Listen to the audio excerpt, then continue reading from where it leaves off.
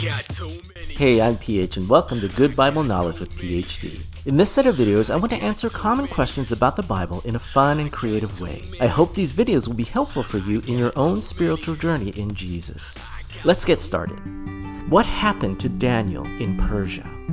After the fall of Babylon, Cyrus, the ruler of the Persian Empire, designated Darius to oversee the newly acquired Babylonian territory.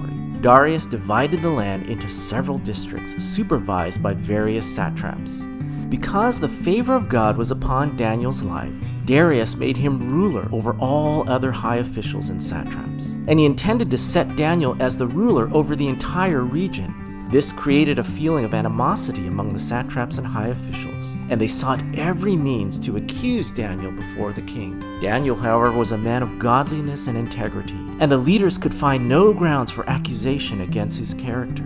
They concluded that the only way to accuse Daniel would be through his devotion to God. In an act of conspiracy, the leaders approached King Darius and urged him to establish a rule throughout the kingdom that for the next 30 days, anyone who prays to any other god other than Darius himself shall be executed by being thrown into a den of lions. The king signed the irrevocable document unaware of their malicious intent. Though he was fully aware of this law, Daniel was not about to compromise his devotion to the Lord, and as was his practice, he went into his house, opened the windows, and prayed towards Jerusalem. The satraps and high officials then brought Daniel before the king to be executed in accordance with the newly signed law. Darius, now aware of the true intent of the law, was in despair and sought every means to deliver Daniel from certain death. But the satraps reminded the king that any law signed by the king was binding. That evening, Daniel was brought to the mouth of a den of lions and cast into the pit. And Darius cried out to Daniel, "May your God whom you serve deliver you."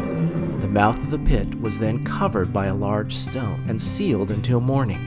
At the break of dawn, Darius rushed to the pit, removed the stone, and looked down into the den of lions. And to his surprise and delight, Daniel was unharmed, declaring before the king, "My God sent an angel to shut the mouths of the lions so that they would not harm me. This is testimony that I remain blameless before the Lord."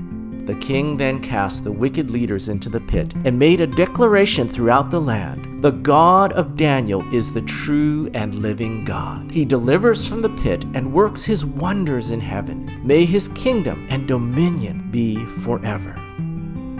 What can we learn from Daniel in the den of lions?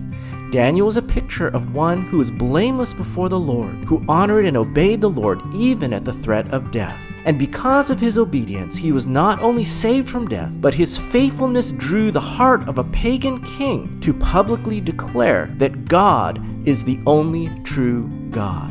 In the same way, Jesus, the Son of God, was blameless and pure. Yet the enemies of God conspired to accuse him and deliver him to death. And even as Jesus died on the cross and was sealed in a tomb, 3 days later the stone was removed, and Jesus arose alive and unharmed. The death and resurrection of Jesus is proof that God is the only true God whose kingdom lasts forever.